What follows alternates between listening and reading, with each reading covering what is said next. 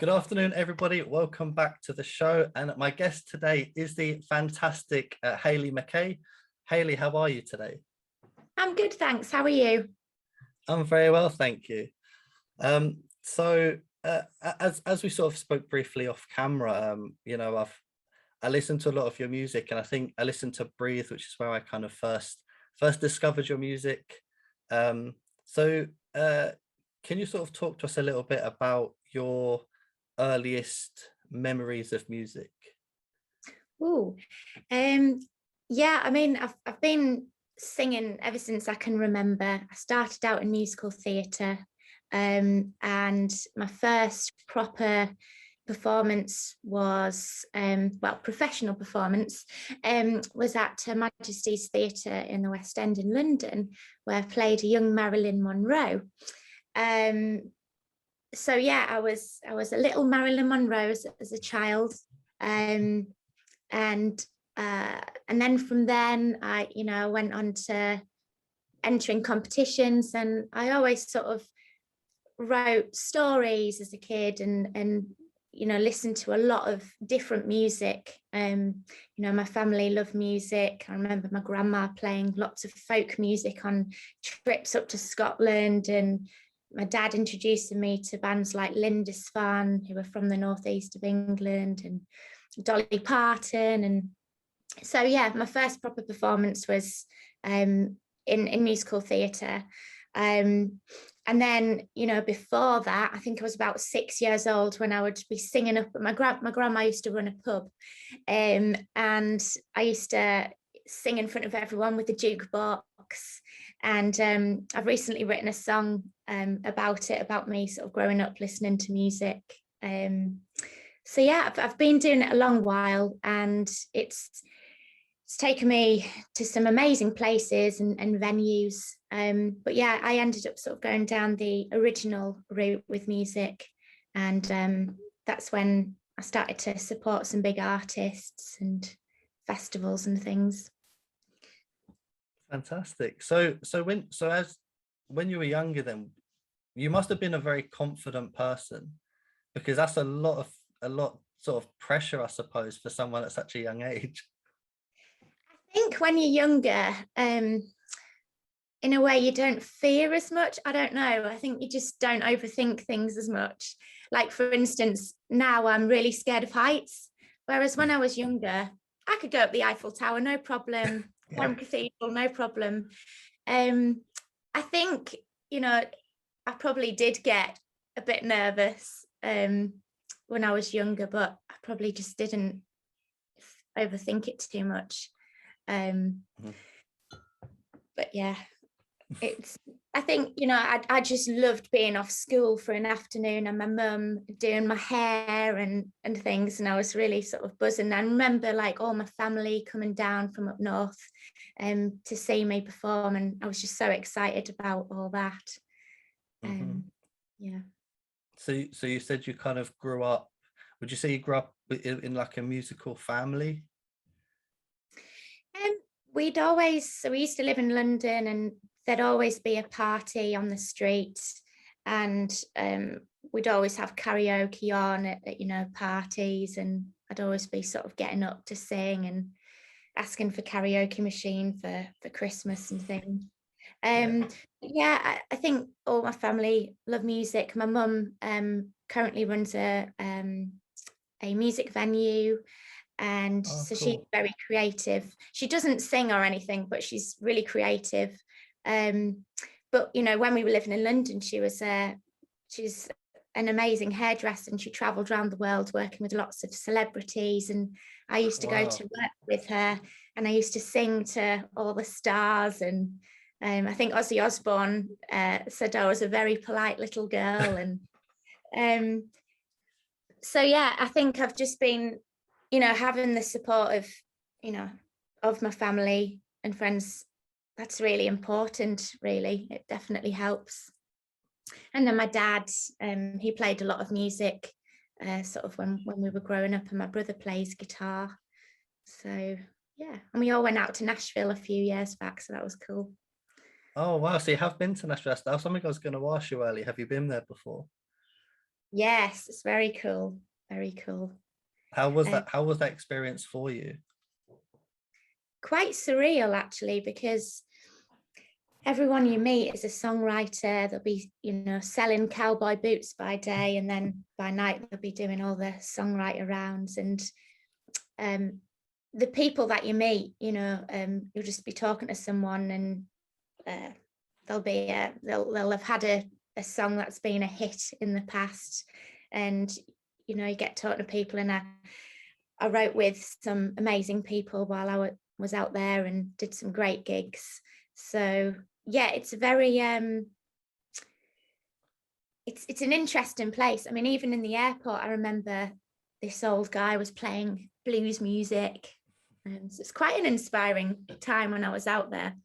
But yeah, there's if you like country music and blues, that's it's great. But I think I was ready to like listen to a different style when I got back home, because on the radio station it was great, but yeah, it's lots of country music, which I love. So Absolutely. I mean, I haven't yet been. It's something on my list that I've got to go there. But I again, so I'm coming from a perspective of someone that hasn't been there, and I can only imagine it just feels like it'd be blues and country music 24/7. And like you said, sometimes it'd be nice to come back and have a little bit of a break from it. yeah, I mean, I suppose as well it depends where you go, because we just sort of went sort of to the Tootsies and the songwriter circles, and it might be different now. There'll be so many new venues now, and I write with a few people in Nashville. I've just been songwriting on Zoom with a guy called Builder Luigi, and he's really lovely. And so yeah, the people that you meet, it's really cool.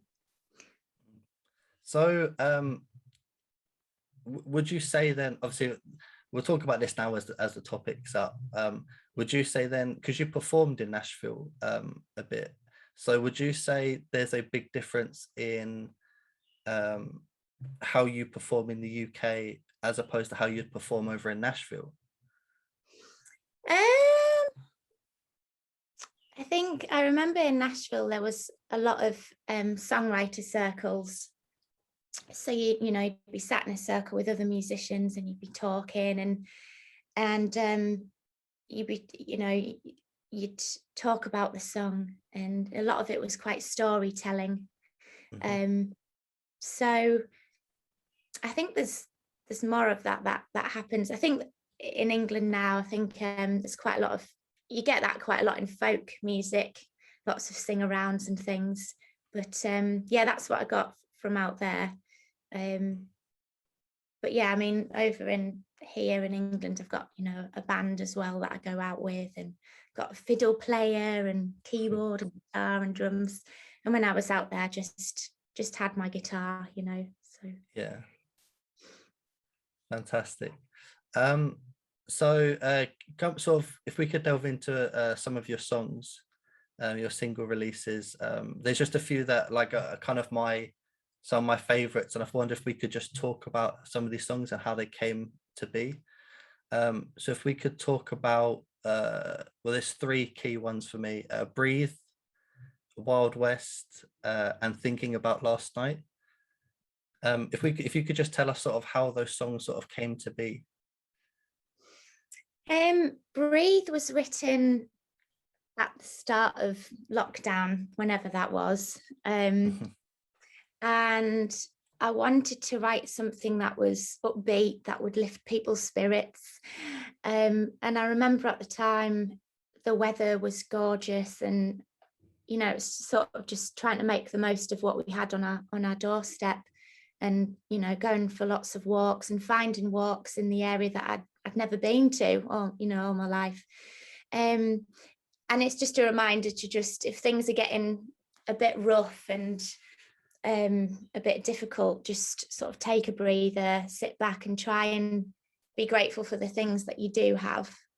So I had a tune in my head, and I thought, oh, that's catchy, it's uplifting.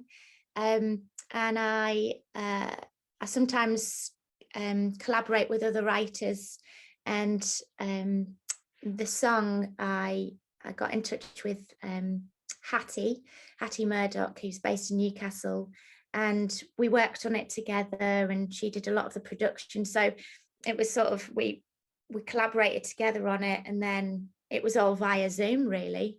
Wow. So I would record stuff over here and then send it to her, and we'd get, you know, musicians involved, and you know, get it mixed and mastered, and by Matthew Parisi, who's done some of my stuff before. So yeah, it was a really nice feel to that one. And then Wild West, I just sat down with my guitar, and I had a bit of a chord progression, and I thought, oh, that kind of has a train-like feel, and a nice sort of rhythm to it. And at the time I was it's about taking risks in life, and sometimes, like, for instance, you know, growing up and moving out for the first time, and all that can be quite daunting. And it's also, you know, like a song about who to trust, and it's a big wide world out there full of good cowboys and bad cowboys. And I remember just watching Calamity Jane for the first time with Doris Day, who I absolutely love. I love her voice.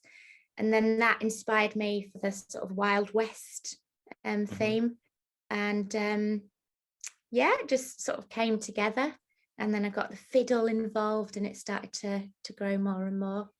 And I was part of a project at the Forum Music Centre in Darlington called Release from Lockdown, and it was where loads of local artists got to record their song that had been you know, written during lockdown. So I worked with a few people on that. And then Thinking About Last Night was actually sent to me by Bill DeLuigi and Mary Sarah, and I really liked it, and I wanted to do my own version of it, try and get my own sort of British stamp onto it. Musicians involved, and Dave Neil Crabtree produced it, and John P. Taylor mastered it. Yeah, it just sort of all came together, really. Yeah, like I said, those, for me, those three, like they're three songs in particular that I really just, I kept listening to on repeat over and over again. I just love the, as you said with Breathe as well, it is very upbeat, but it's such a beautiful song, I think. And again, maybe over lockdown, I think that definitely helped a bit. I think there's this thing about being stuck in your house and constrained, whereas Breathe kind of feels like open and, you know, free flowing, and I kind of think it's worked really well. So it's a beautiful song. And Wild West, I believe, is your most recent release. Yeah, Wild West. And then I've been I was going to bring out another song sort of this month, but I'm pushing it back to like early next year. We'll have to keep an eye out for that. Yeah, I've got loads of new songs in the pipeline that, you know, I need to get out there next year, so I'm excited about that. Yeah, fantastic. And yeah, Wild West is it brings a totally different feel compared to your other songs, but I really love it. I love the it's hard for me to explain how it's just a very pleasing song to listen to, and it's a song that I also was like, I'd love to see you perform that live. Yeah, it's good fun live. It just comes alive, really. Especially with the fiddle player. I mean, Yeah, I love it. It's one of my favorite ones to perform. So sort of going on, so I read that you're, as we've also touched briefly, you're also like a songwriter too, as well as a singer. So would you say that your songwriting, do you have like a set process for that, or is it just how it comes? I think it's usually how I'm feeling. So whenever I write a song, I know that I've written a decent song to me, when I can hear it again and again and not get bored, Yeah. and that I can feel it, if that makes sense. Hmm. Um, and sometimes lyrics come to me easy, but then other times, man, it can be really difficult. So I think it's just one of those, when the inspiration hits you, you've just got to put it down onto your phone and record it. And it can take a lot of time writing a song, but then sometimes it just comes quite quickly. But yeah, usually sort of sit down with the guitar or the keyboard, and write something. And then sometimes I love working with other writers. So I've been doing quite a bit of online writing with other people, which is it kind of works, because you can reach out to people across the world, Yeah. but equally it's great, you can't beat that sort of face to face when you're working with other writers and you're bouncing ideas across. Yeah, absolutely.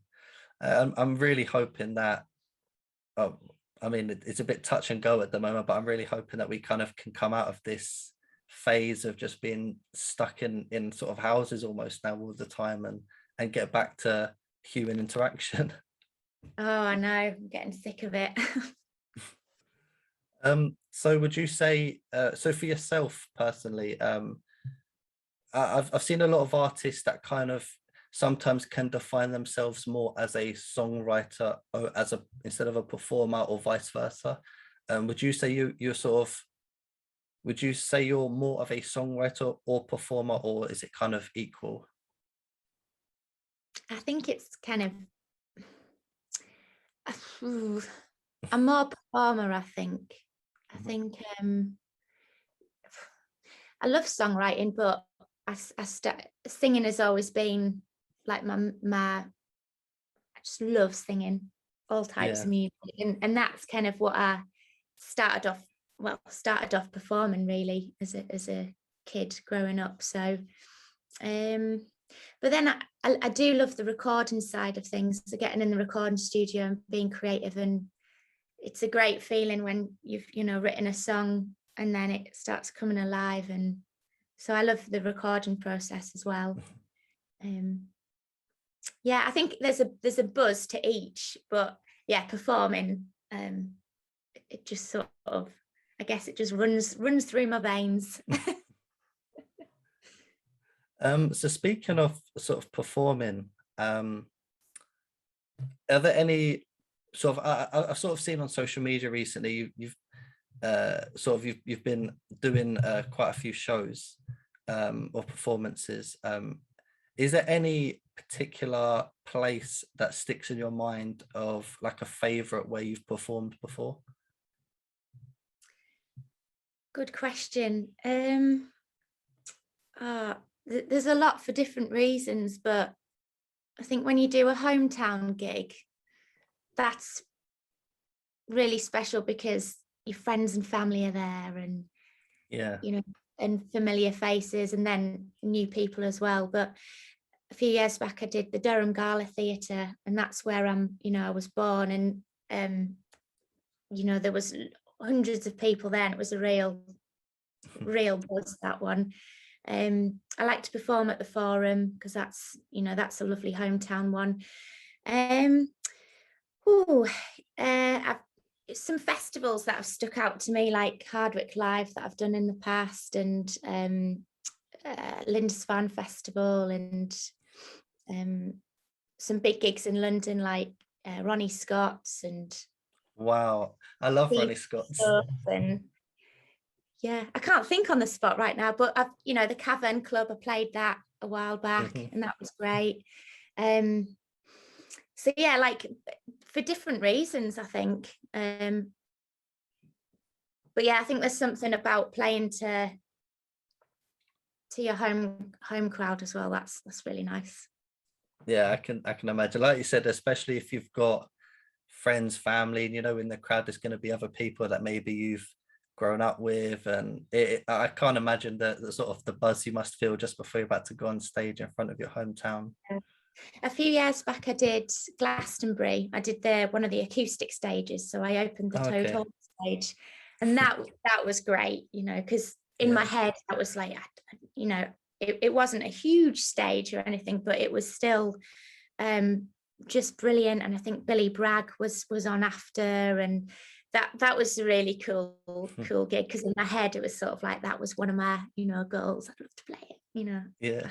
one day. And I did the British Country Music Festival this year and the British Country Music Awards, Yes. and that for me was another, oh yay.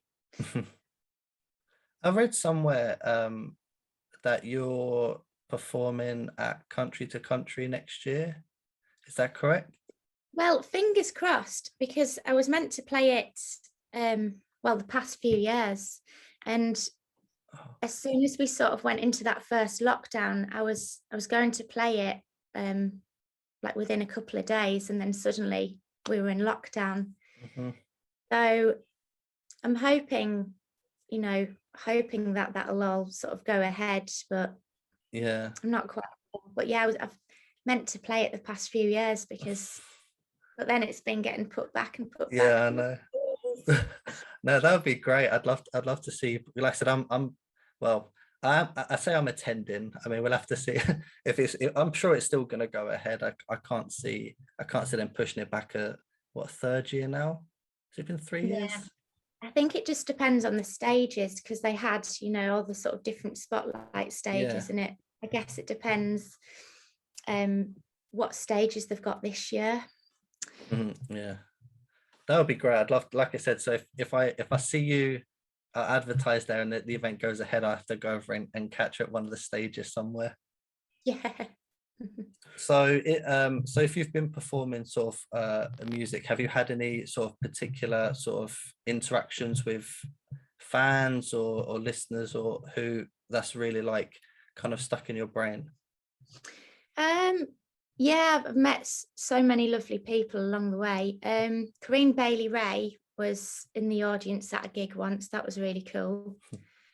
Yeah, I think it's just the people that you meet, and when you have people sort of hugging you and saying, oh, you've really made me happy, or you've really made my night, that's mint. That's really rewarding. And as well as performing, I also teach singing lessons and work with people running music clubs and whatnot, and it's a real sort of great feeling when you can add something to someone's day, and that's what I love about performing. But yeah, going back to the standout moments as well, back to the gigs, one of the highlights was supporting Tom Jones, because that was cool. Yeah. And Martha Reeves and Albert Lee, that was Wow. they're coming back to me now. Wow, that's incredible to support Tom Jones. Yeah, well, I was gonna it's so cheesy, but everyone always says this, but I'm gonna have to say it. It's not unusual. How cheesy is that? It had to be said though. I'll let you off with that one. It had to be said. Oh dear. Oh, that's made my day. Would you say so do you have any, other than sort of the country to country, are there any sort of up and coming shows or gigs you have coming up? Yeah, I've got things in the pipeline. I'm performing at the Sage in Newcastle, which is an amazing venue. So Sage 2 supporting Danny Nichols. And that's in the 30th of April. I'm heading out to Ireland next year to the Hot Country TV Awards. I'm doing a performance there.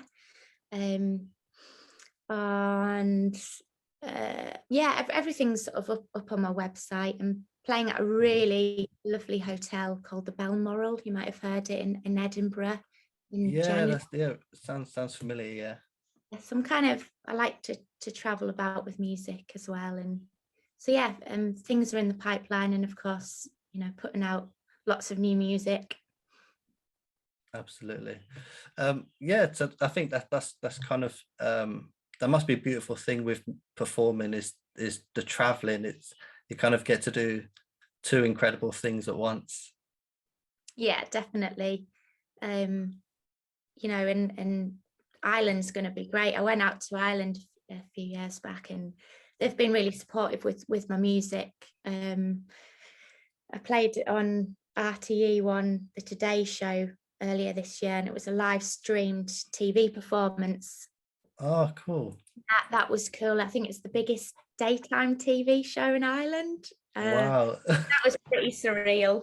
Yeah. So yeah, you know, the support out in Ireland's been great on radio stations and whatnot. So I'm particularly looking forward to going out there next year and, you know, doing a little road trip. I'd love to go to Galway, Yeah. a few other places. So yeah. Oh, fantastic. Yeah, so I'll leave a link in the description to your website, and I know you can see your sort of up and coming events and your music and that kind of stuff. So I'll make sure to leave that in the top of the description. So something I ask all the guests, because I think it's quite important for maybe people who are listening to know that they're kind of not like on their own with this. But so over sort of the COVID pandemic that we've had, how have you coped with it and how have you found it? I think, you know, it has been difficult, but it's been, you know, some people have had it so tough, and I'm just grateful Yeah. that, you know, I've got, you know, music, I've got a bit of a creative outlet really. And for me, you know, suddenly all my gigs were cancelled, and financially it was, you know, it's tricky and things, but Mm-hmm. so, you know, I was teaching online, and I was songwriting online, and I tried to just use the time to be creative, I guess. So thank God for music. Yeah. But yeah, it's just dragged on and on, hasn't it? And Mm-hmm. people have lost, you know, I know a few people have, you know, sadly passed away to COVID, and it's awful. But I think it makes, I hope that it's, you know, makes people appreciate what is important in life, you know. And I think we saw a lot of communities getting together, and, you know, people dropping stuff off for the elderly, and realizing that there's a lot of lonely people out there. Even, you know, before all this COVID, there's a lot of elderly people sort of, you know, by themselves. And so I hope that it sort of brought people together, if that makes sense. Yeah. I think that's, you know, I couldn't have put it better. And it like I said, when I read and I hear of how people, you know, how they've struggled deeply through it, and you know, and I think in a way maybe it's kind of the more negative aspect of social media, I think, because people will see social media and think, why is everyone out there enjoying themselves and I'm stuck here? But something I really like doing with this is to kind of talk to each guest like yourself, and to explain, like, I guess maybe the reality of like COVID. It hasn't been easy for anybody. It has been devastating. So yeah, thank you for that. That's okay. So a couple more questions I have for you. In terms of, it doesn't have to be music, it can be outside of music too. Who are your inspirations? Dolly Parton, of course, Mm-hmm. because she's a brilliant songwriter. She seems like a really nice person. She's done, you know, films. She's done all sorts. She's even has a thing, doesn't she? Dolly World. She's literally done everything. But yeah, she, you know, she seems like a community sort of person. I like people who nice people. Like one of my inspirations is my grandma, because she just does so much for the community. And I run a club, like a music club for youngsters, and you know, she helps out with that. And you know, just you know, she sorted out the local playground and things. Oh, bless. My mum is inspiring to me, you know, her what she's done in her career, and she's Mhm. real hard working, that hard working ethic. So yeah, I think a lot of people have inspired me over the years. And just I really like, you know, it, like people when they just sort of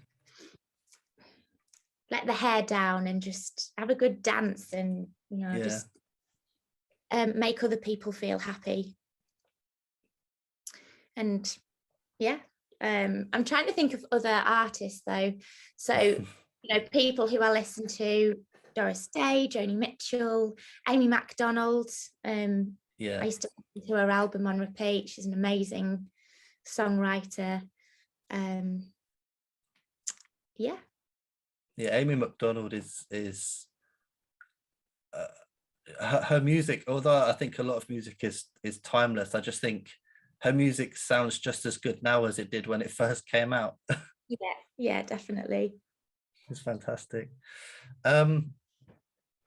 What is, from your perspective, what is the toughest part about working in the music industry? Hmm.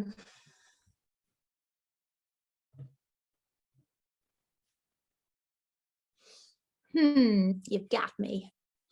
I think, you know, you've got to believe in yourself a lot, and we all have doubts and things. It can be hard work, you know, when sometimes when you do a gig and you're not feeling too well or something, you just got to push right on through it. Social media, I think, has its advantages, but also its disadvantages.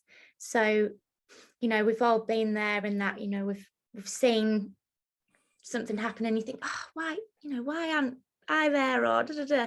I think it's very easy for people to compare themselves and successes and things. But you can't do that, because you're just sort of on your own journey, your own thing, and you just got to stick to that. And you know, there's a lot of trolls out there. You know, I've had a few things in the past where, you know, people have made, you know, not very nice comments, and I remember, you know, you get like 100 great comments but one negative, and you can't help but Yeah. think about that one, and you think, God, how do really famous people do it? But I think you just rise above it and just sort of block it out, because that's what social media does, isn't it? Well, that's it. That's exactly it. It's people who don't want to see other people succeed, and Yeah, that's the way I think a lot of it is. It's, you know, a lot of people could take constructive criticism, but like I said, trolls and stuff on social media, they get some sort of buzz out of thinking, oh, if I stop her from doing this, or if I stop him from doing that, nah, yeah, it's really can't let him sad. beat you. It's really Yeah, sad. yeah, of course. Um, yeah, I think that's a great one as well. I think with talking about trolls and stuff, because I think it, although you know, I stand by, I think it is a really tough thing to deal with. And like you said, you can have 100 or 1,000 positive comments, but it'll be that one, you know, one bad comment that will kind of stick with you the most. But just keep going through. Yeah. I think like things like Spotify and that side of things, I think there could be a lot more that could be improved on that side of things. I mean, what an artist Mhm. makes 0.001 pence every play or something like that. And Crazy. I think, you know, back in the day when people would go out and listen to records and buy it, but now it's all sort of, a lot of it's digital. And I think, you know, I would have, it's one of those, there's lots of advantages being an artist now, but then, you know, back then you'd have Top the Pops, and you know, Mm. you'd know what was number one each week, and I think people's attention spans were better in a way. You know, now if you don't like something straight away, you turn it over. Because I think Yeah, back then, really sort of, I think, you know, people are different, really. Some people listen, you know, intently and go out and buy the CDs and things. But I think a lot of yeah. youngsters coming through just sort of have never seen live music before. And I think it's No, important that we get this, you know, into them, really. Go out and watch, you know, proper music. yeah, absolutely. There is nothing better. I stand by it. There's nothing better in this world than seeing live music. Doesn't have to be a major, like a major sort of record label artist. You know, I some of my favorite gigs ever have just been of like local artists that have just performed at a like a bar or a sort of smaller venue, like the close knit venues. I think are some of the best gigs ever. Yeah, definitely. And I absolutely have to catch one of yours next year for sure. That's on my list to do. Yay. Just a final question, really. What are your sort of plans and goals for next year? To release, you know, quite a few new songs. Um, that's yeah, that's really important. Um, and you know, get a couple of festivals in the bag. And just get my music more and more out there, get more people to hear it. And I think the band, my musicians, they're evolving all the time. And you know, we've got a really good sort of live show. And I Mhm. just, yeah, get more people to hear us. And um yeah, get new music out there, really. Fantastic. I really cannot wait to see sort of where your career takes off. I think, like I said, your music is so beautiful, and I can't wait to see sort of where your career goes from here. Oh, thank you very much.